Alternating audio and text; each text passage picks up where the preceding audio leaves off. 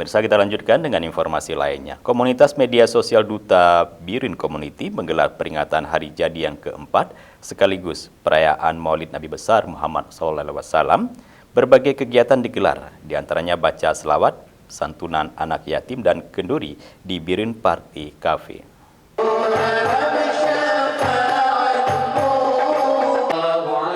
Milad Duta Birin Community atau DBC keempat tersebut dimeriahkan oleh grup Ratib Al-Haddad serta doa bersama yang diikuti seluruh anggota Duta Birin Community.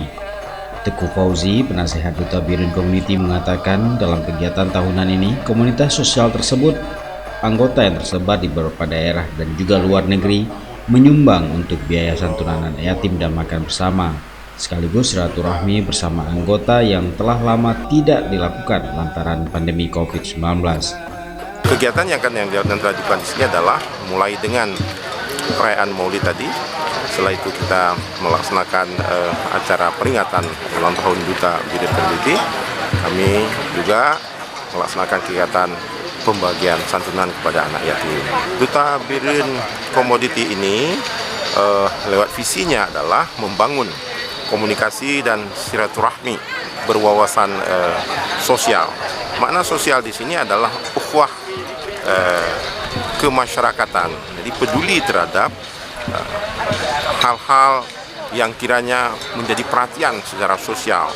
Ada bantuan-bantuan kami untuk para musibah, baik yang musibah arti kata kondisi orang hidup maupun kondisi saat berpulang ke rahmatullah, dan juga santunan-santunan kepada dayak-dayak pesantren, lembaga pengajian dan juga sekolahan.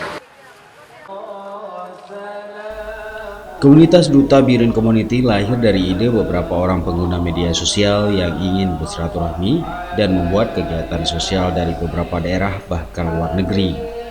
Ketua DBC Sabarudin Abdullah merupakan pengusaha Birin yang sebelumnya menetap di Malaysia.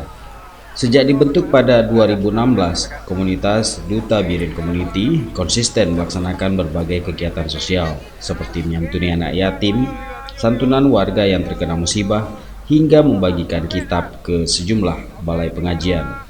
Dari Birin, Tim Liputan Aceh TV melaporkan.